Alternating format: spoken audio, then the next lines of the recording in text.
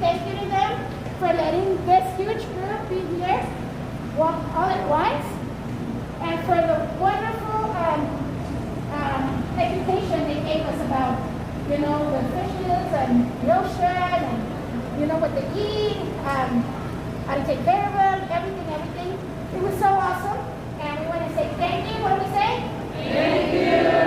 Thank you. Thank you from the youth group, both youth group, from Rosa de Saron Internacional, and from HEARTWIRED. Thank you so much. I'm here representing HEARTWIRED, and I think this is going to be awesome. Okay? Youth group has, and the adults, they have so many questions. Reyna. What can we do to help conserve our ocean? So, what can we do to conserve our ocean? One of the things you can do to conserve our ocean is protect our water resources here. And so, a lot of times it's trying to make that connection between, well, I live in Boise, Idaho, or Caldwell, Idaho. How do I really have an impact on the ocean? Well, you live upriver from the ocean. So, you have the Snake River, you have the Boise River, you have the Columbia River. The Columbia River feeds directly back into the ocean too. And so if you can protect your local water resources, you can help protect some of the animals down the road too. So it's not just protecting the water, but it's protecting the soil and also protecting the air you breathe too, because stuff that goes in the air can end up also in the oceans too. Good, awesome. When you ask the question, make sure you pull your mask down completely so we're able to hear you out. Okay? Thank you so much. Thank you, Reyna. Anyone else has a question? DeAndre. What causes ocean? We can hear you. What causes ocean pollution? So there's lots of different types of ocean pollution. That one could talk about actual physical pollution, such as oil spills, or chemical spills in the water as well, but also things like trash, plastics ending up in the ocean as well. One of the things when you guys are going around, did you guys see the bottle man out by the? And so there's lots of resources on that wall that talks about the impacts of plastics and the roles of plastics in the environment. So if you guys look up, all those jellies are made of plastic. And so we really try to repurpose and reuse a lot of plastics here. And this is what's called upcycling. And so the things on the wall, the decorations on the wall and the windows, those are made of tablecloths. So if you guys are like doing a party or going to Searchers or going and getting party supplies, all of that stuff, cups, plastics, utensils are all made of plastics. And where does it go? In the garbage. And so we can start thinking about how we utilize plastics in a different way, because lots of different animals get impacted by plastics. They ingest plastics in a variety of different ways, including plastics that get broken down over time and then get consumed by other animals that goes up the food scale. And so how many of you guys like salmon? Over here. Salmon? Yeah. We like salmon. And so salmon are a freshwater fish that go to the ocean and then they come back. And so they found plastic pieces inside the muscle tissue of salmon. Oh, wow. And so we're starting to see plastic and plastic residue in the fish that we as humans are consuming as a product of it. Things like fish, like marlin up there, or the mahi-mahi. And so people are eating those fish too, and then uptaking potential pollutants as well. How many guys like tuna? Okay. And so how many recommended cans of tuna are you supposed to eat per week? Per week? Yeah. One? Three? One. Oh, right. Yeah, so you should only probably eat 1 can of tuna per week. Oh, wow. Per week. Wow. One, guys. One per week. And the reason for that is because tuna uptake, tuna eat other fish that eat other fish, and it goes up the biological cycle. And then you're eating something called methyl mercury. And so if you're old enough to have a thermometer, when you drop it and then hazmat and the fire department shows up, that metal stuff in there called mercury, that ends up in the waterways, that ends up in our air, and then other animals eat it, and then we eat the animals that contain that too. So that's just how pollution comes back and affects us in a variety of different ways. So we look at soil pollution, water pollution, and air pollution, all of that stuff that impacts our ocean. Jocelyn? Sorry. I don't know if this is called like in the marine biologist thing, but I always wonder why doesn't the Atlantic and the Pacific, when they leave, why doesn't it blend in together? Like this is two separate. Why are they separate oceans from one another? So, I don't know, if you think about water in a way that water is constantly moving around. So, as water moves around the globe, there's no buffer in between. So, like around South America, that water is gonna mix with the area in the Atlantic. So you're gonna have Atlantic water mixing with the Pacific water. Everything is connected together as things are moving around the globe. So in some way or form, the Pacific is going to impact the Atlantic. But also look at like the Antarctic or the Arctic. That water is now mixing together between the Atlantic and then also the Pacific too. And so everything is changing. And so areas that were typically shut off from one another because of ice or glaciers are now mixing together because of climate change. Eli? You have a question? Elda? Really that.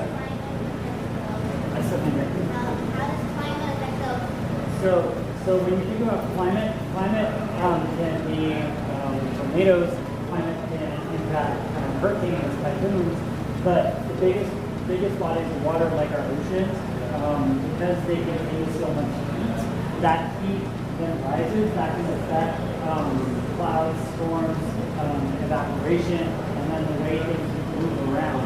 And so when we start affecting the temperature of our ocean, it starts with a ripple effect. It starts affecting other things down the road. So climate is a big question and a big thing. I think I talked to some of you about coral reefs where reaching temperatures between 85 and 91 degrees. And so that's hot. That's like hot tub. And so animals can't survive that long in those conditions. Jaden? And then from Jaden, it's going to be Anna, and then Ethan. Okay, can you hold on your mic? Out loud. how are the oil restrictions affecting our ocean and sea life? How can we stop that? One more time, please. How are the oil restrictions affecting Refineries? Oh, oil refineries? Yes. affecting our ocean and sea life? How can we stop that? Okay. Really complicated question. But I think it was about 10 years ago now with the Deepwater Horizon oil spill in the Gulf of Mexico that impacted, pretty severely impacted a lot of marine life, birds, turtles, dolphins, whales, and just the amount of volume of oil that came out. That can have pretty disastrous impacts on tourism, on beaches, on wildlife, and the cost of cleaning that stuff up. So there's an economic cost to it, and there's also an environmental cost as well.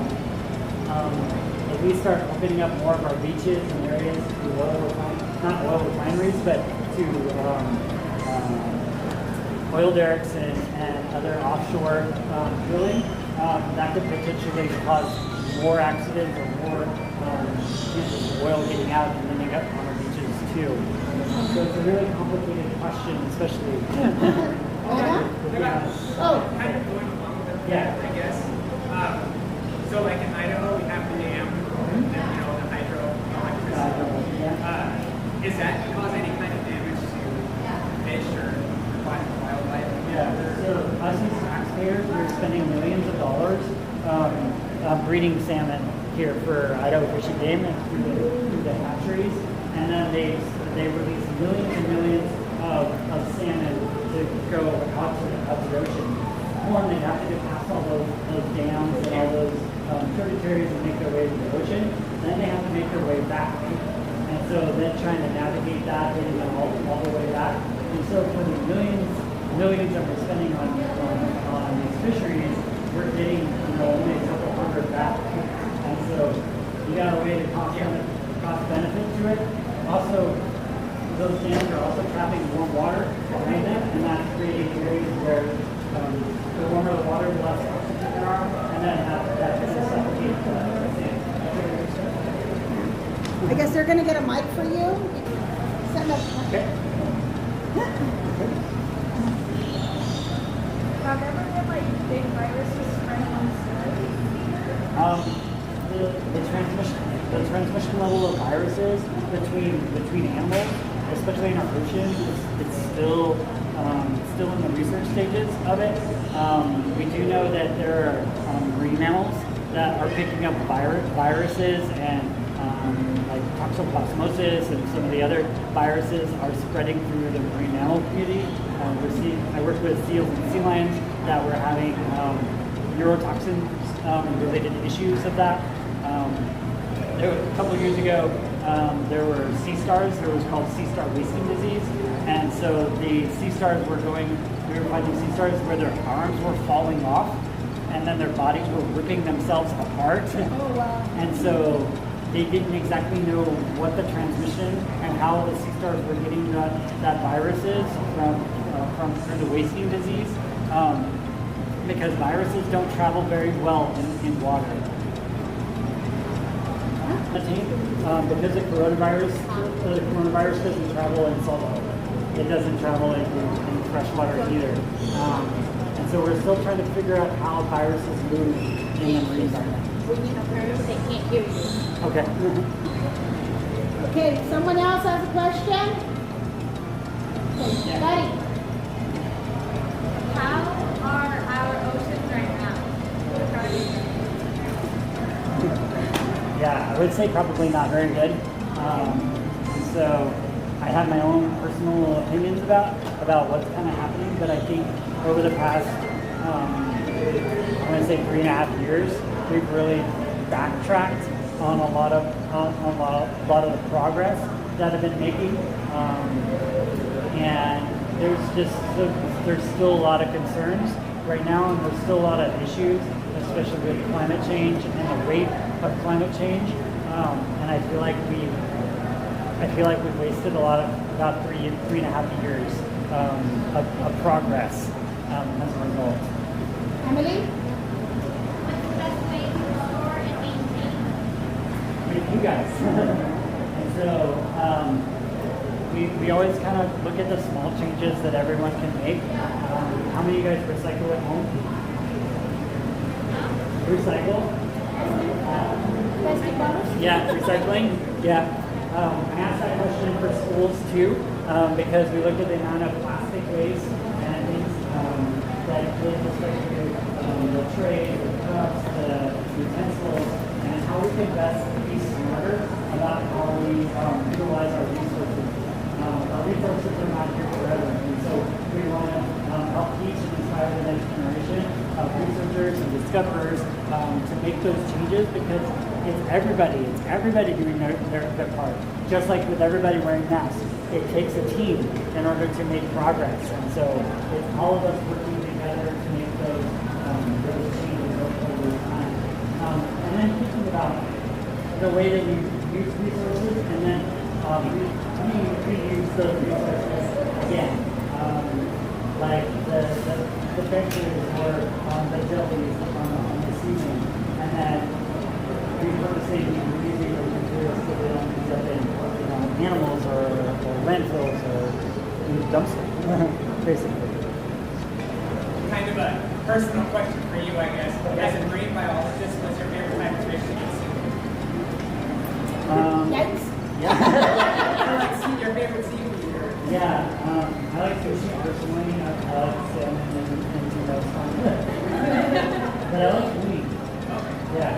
Do you guys know what uni is? What's what? Uni. It's the little yellow stuff you can find on a sushi roll. Oh, yes. Yeah, that's urchin gonads.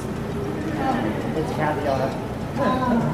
Caviar, guys. Yeah. Caviar.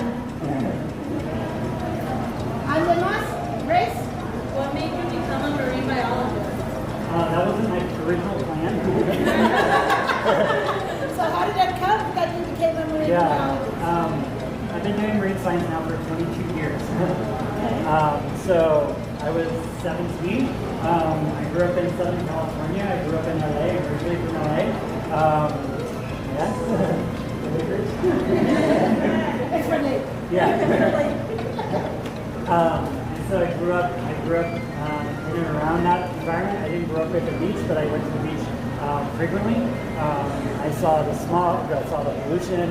I lived in an urban environment. I lived about 30 miles from LA, so I was very used to smog and the pollution in the environment. But it wasn't until I got a chance in high school to go to Hawaii for a field trip to go learn more about marine animals and with the University of Hawaii there. And then when I got back, I graduated high school, and then I went to community college. One of my first classes I took was marine biology. And so there was at the same time, this is 1998, some of you weren't even born yet. I started interning at the Aquarium of Boise in California, and I stayed there for 2.5 years as an educator. I started at the aquarium when it was brand new, and then I started working as an intern at the Marine Mammal Center in the beach, doing marine mammal rehab. And then my parents said, "You gotta get a job. You can't just go to school and do these internships." And so I worked at a vet clinic for a year. And then I moved from Southern California all the way to Eureka. So I went from LA to the Redwoods. And so I studied harbor seals and marine mammals for 5.5 years. Graduated with a marine biology degree with marine emphasis, and then a zoology degree, and then started working for the university, Humboldt State University, as a deckhand on a research vessel. I got to go out on the boat, do research out there, help with cruises, and then I started working. I couldn't work on the boat in the winter because they're 25 to 30 feet. And so I started working in classrooms. I started working in high school, and then the economy crashed in 2008, and I moved to this town called Idaho. And so I moved here to go to NMU to get my teaching degree. So I taught at Tampa High, I taught at Caldwell High, I taught at Columbia, and then I was working here at the same time. So I'm in and out. I was at the schools and I was in here. I was burning out. So working in high schools is tough. But I love working with students overall.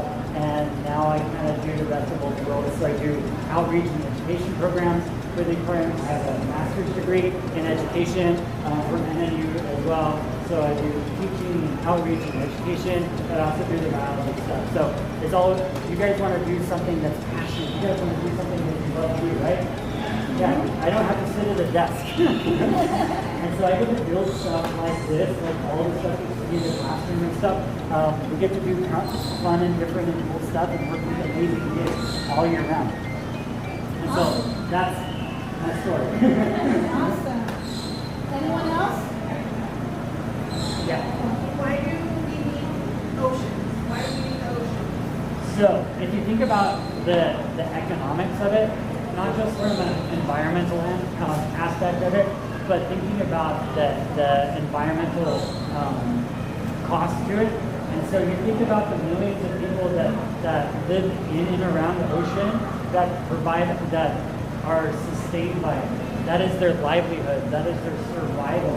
And so their economic income, the amount of fishing or goods and services that are transferred from one place to another.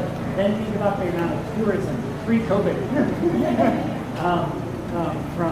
from the environmental aspects of it. So you're talking tens of billions of dollars that we benefit from our oceans. If our oceans are not there anymore, if our fisheries are not there anymore, think about the local communities, the islanders who will not have access to those resources anymore. Somebody else? Rosemary. Yeah. Okay. So the volcanoes that are inside, like underwater, like the ocean, when those erupt, what happens to like the sea life around the volcano?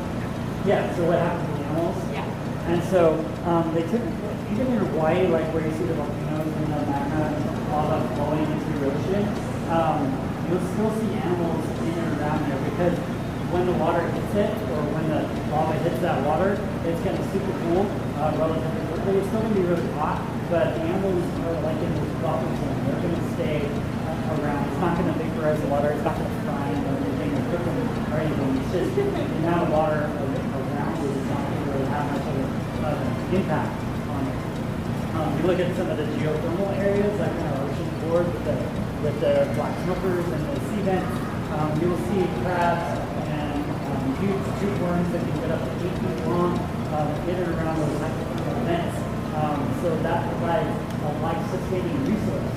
And so there are animals at the bottom of the ocean that we didn't know 30, 40 years ago even existed until we put submarines down there and started looking around and found these crabs and tube worms that were feeding on bacteria that are growing off of these vents.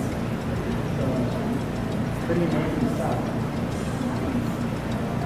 What would happen if sharks go extinct? Yeah, so when you're looking at an ecological perspective, they are top-down predators. And so when you start taking out the top-down predators, you're going to start to see increase in other animals. And that might not necessarily be a great thing. Sharks have their beneficial purposes, and so they are basically scavengers. So they feed off of dead and decaying materials, so they keep our ocean clean in that environment, but also they pick off the sick, weak, and injured, and so they help our populations, our marine life populations, to stay healthy. And so without sharks balancing that out, we will see a pretty large increase or decrease in other species too. So I want to ask you guys a question. So how many humans are killed by sharks per year? Very little. I was off my head. Yeah, between 7 and 10 A year? a year. I was like, I don't know, I try to stay away from them. Yeah. So between 7 and 10 per year. How many people are attacked by sharks but don't die from being attacked by a shark? 20 to 25. Between 70 and 80. Oh, wow. Okay? So, statistically, you are more likely to be injured by a cow than to be injured by a shark. Cows are scary. Wow. Cows can They run. taste good. And so, you're more likely to be statistically struck by lightning or by injured by a cow than injured by a shark. Okay? Oh, wow. Okay? So, how many sharks are killed by humans per year? Millions? Yeah. So how many millions? 6, 7, 6, 8, 9. What? Higher. 30 million.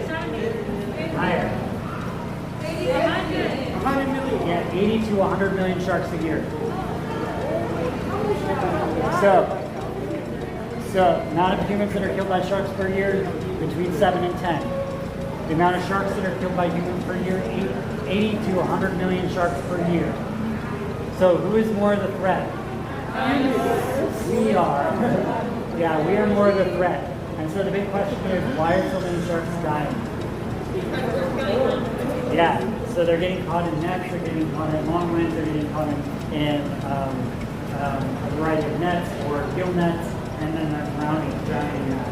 So there's another thing called incidental bycatch.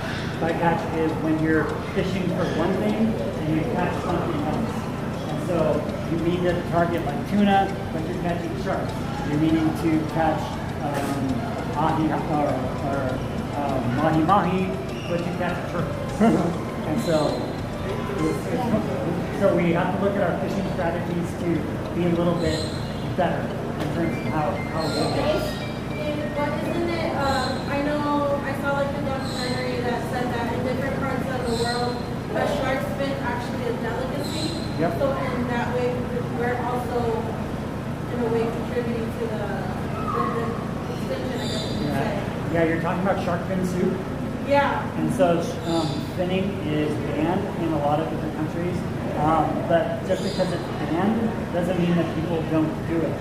And so people are cutting off the fins, then they put them on the market, and then they sell them in the market. And then people are eating them in soups. They think they're like almost like a delicacy, but there's no sort of medicinal value to it. If you guys, when you were around, you saw the Vaquita. Did any of you guys see the Vaquita poster? Yeah, definitely check it out. That's one of our conservation things that we talk about, and the impact on the world's most endangered marine mammal on the planet. When we first started raising awareness about the vaquita, which you find in the Gulf of California, between Mexico and Baja, the number of vaquita is between 60 and 65. The number of vaquita now that we believe that are still in the wild are 5 to 6.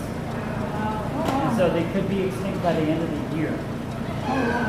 Maybe early next year. And so that's one of our things that we've been raising awareness about. But definitely check out that poster as you kind of make your way around. It's by the hand. Yeah. They wanted to ask this question, not me. Do mermaids really exist? Oh, wow. Okay. Should I answer? Okay, to my 7-year-old, they do. And so think about where the idea of mermaids came from. Where did the idea of mermaids come from? The Greeks. There you go.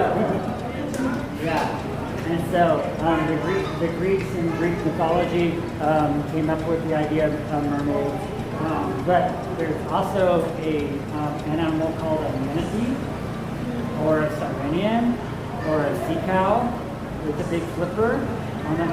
And so Sirenian, sirens, sea sirens, mermaids. And so if you believe in sea cows and manatees, you believe in mermaids. Yeah, there's no mermaids.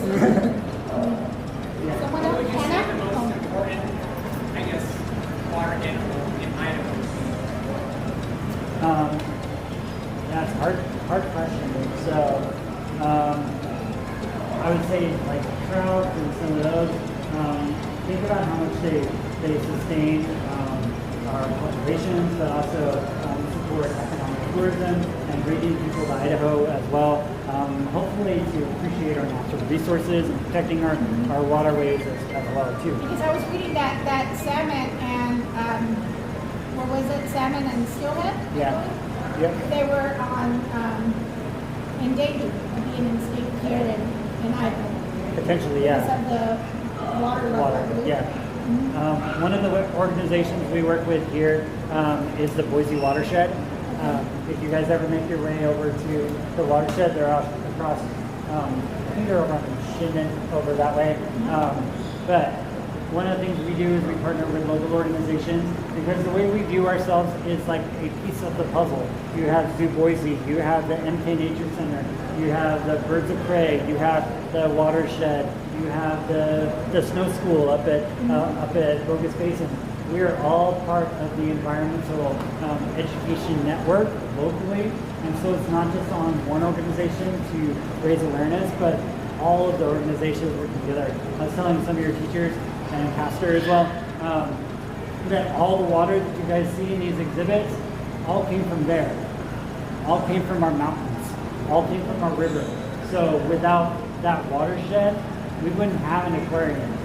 We wouldn't have those natural resources in order to build these exhibits and fill our tanks. as well. Right behind me, along on the other side of the wall, I have 15,000 gallons of storage water. And so I have water here just to fill those tanks over there. So it's city water.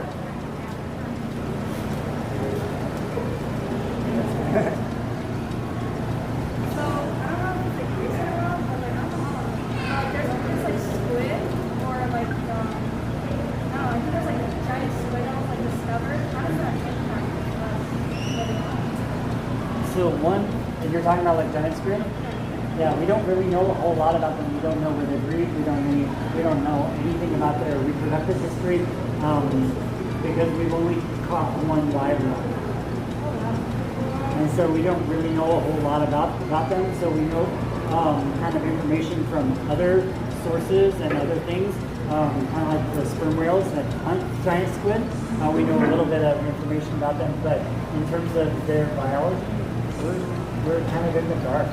We don't really know a whole lot. I know it's kind of cliche, but we know more about the moon than we do about our oceans because there's a lot of stuff down there that we just don't know about. Rosemary? So with like bodies of water, like when it freezes over, like how lakes freeze over, like does the cold water affect like the fishes and stuff like that? Or no? It's possible. Yeah. So one the ice acts as an insulator, just like in your house with the walls and the insulation.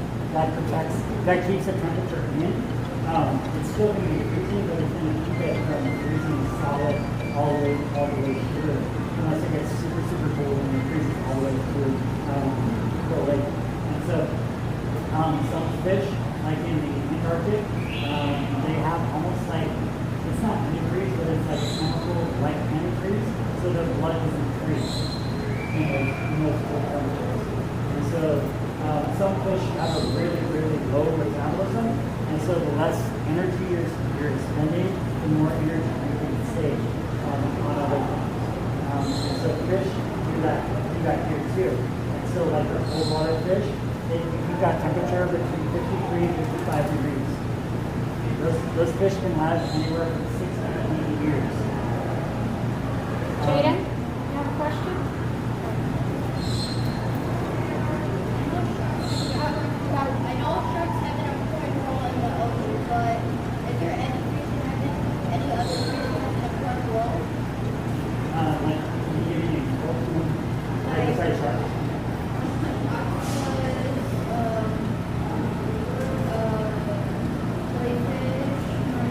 All different animals have their own sort of ecological role.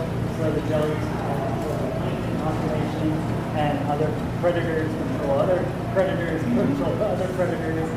So it's all about balance. Just like here, we have to find that balance too, making sure we put the fish in the appropriate exhibits and so they don't eat each other. Emily? What percentage of ocean life has not been? We don't know. Do you know what has been discovered? We don't know. Or has been discovered? We don't know. Yeah. On average, so how do you know there's 68 species per year? And so if we don't know the total number of species, it's hard to calculate how many we don't know. So I guess what advice, as a marine biologist, what advice would you give our youth group and our adult youth group and parents that are here? What advice would you give them regarding ocean conservation? How can we conserve our oceans and rivers, lakes? Yeah. We're all just one big part of the puzzle. And so we all have to kind of do our part, as I kind of mentioned a little bit earlier as well. But being lifelong learners, being curious or being interested. How many of you guys watch like nature documentaries? Some of you? Yeah. Some of them are cooler than other ones. So just being passionate about learning and discovering. How many of you guys watch Shark Week? How many of you guys have watched Sharknado?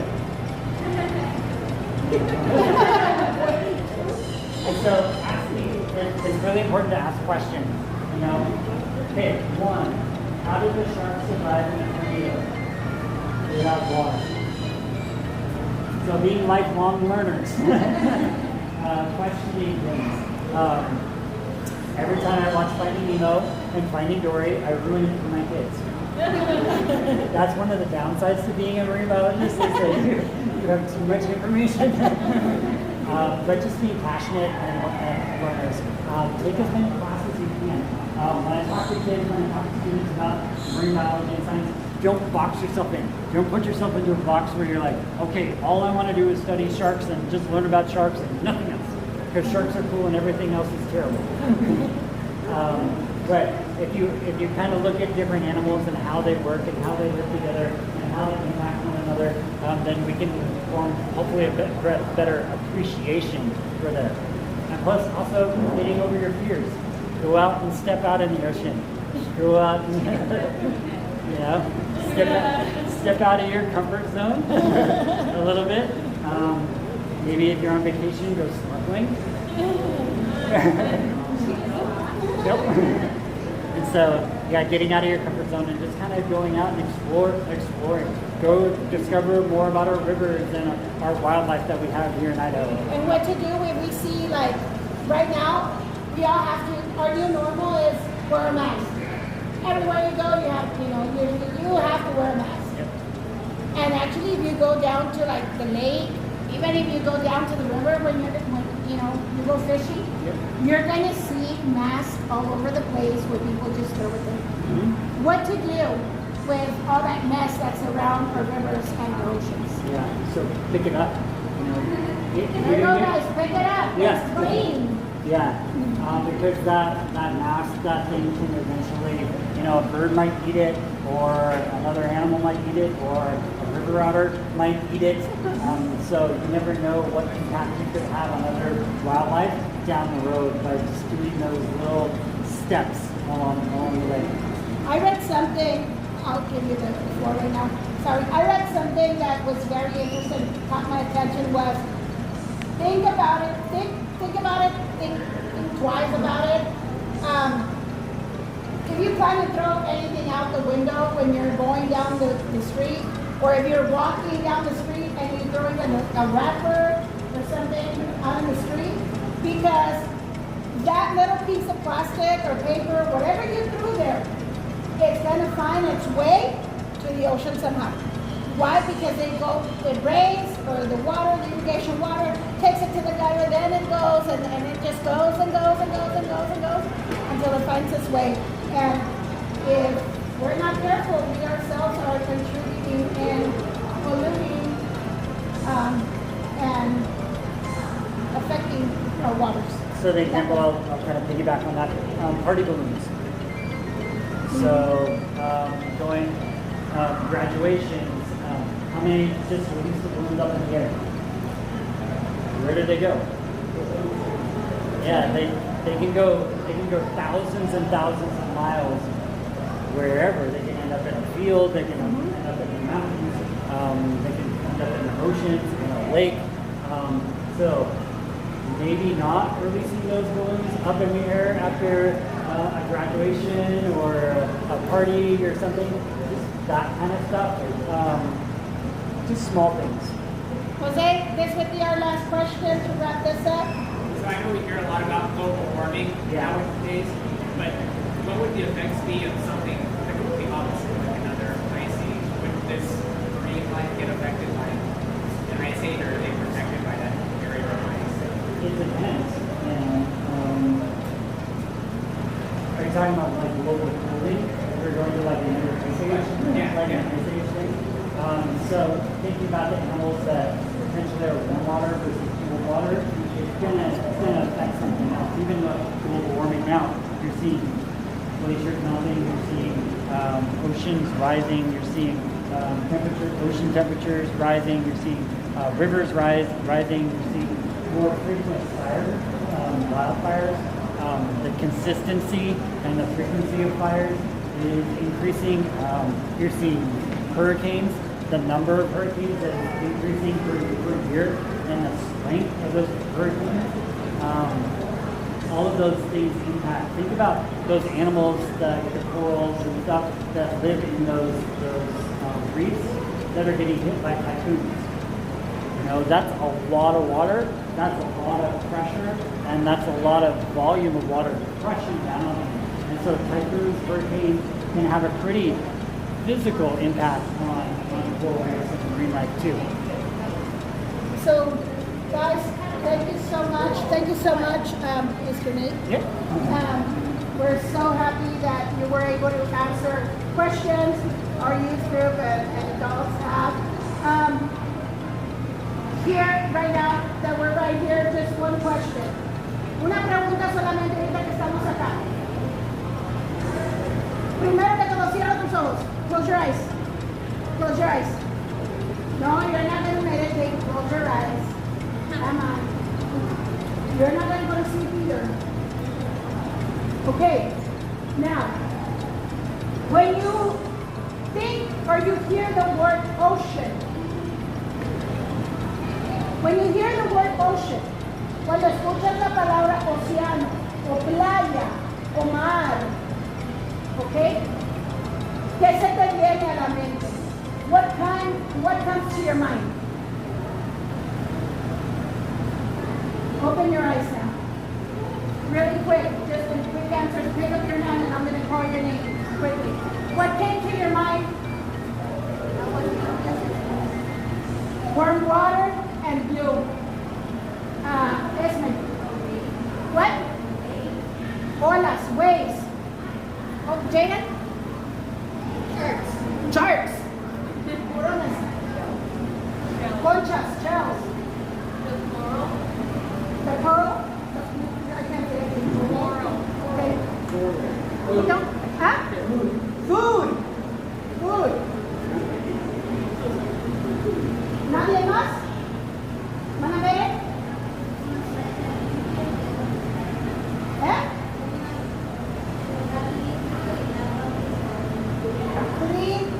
A clean place and crystal water. ¿Alguien más? Atlantis. Wow. Man, your mind went whoop. Just took the first class all the way. ¿Alguien más? You know what it reminds me? And you guys are going to go, oh, of course, because you're a pastor. I can see it in your face. The power and the glory of God. God's great creation. And also, something that I think we all have done when we've gone to the ocean or to the beach is family quality time. Making memories with your family. That's why it's so important. There's so many things. From Atlantis to family memories. That's why it's so important that we help keep our water clean. We help keep our rivers, our lakes, the beach, everything clean. I mean, we're not going to be like, oh, I'm on vacation, but I'm picking up this. No, but you know what? You have a bottle of water, you drank your bottle of water, we'll put it in the trash can. Or there's a recycling. Usually, in a lot of places, there's a recycling bin. We'll put that plastic bottle in the recycling bin. Oh, I was eating a sandwich, pero ya no quiero. Me sobró este pedazo. Throw it away. No. Don't put it where it belongs. Okay? Don't dump it just like that. And, I know, but this is going to sound gross, guys, and maybe people are going to think different than me, but this is what I think. If I'm in the water, and I have to go pee, go to the bathroom, please. It's not that the water has salt and it'll kill it. No. Go to the bathroom. Okay? So, thank you so much, each and one of you holiness that are here from Rosa, Saron, Internacional. Thank you again, Nate. Let's say thank you. Thank you so much for this opportunity and for answering all these questions. And you're like, oh my gosh, really? That's what happens. Look at her mind went to Atlantis. But thank you so much. And I want to encourage you that whenever you guys have a time to come with your families, just come over with your families or just, with friends and come check it out again. And I don't know, ask, hey, how can we help here? How can we volunteer? You never know, maybe you can help someone. You can do something, okay? So thank you again. Thank you so much again. And God bless you all. Thank you.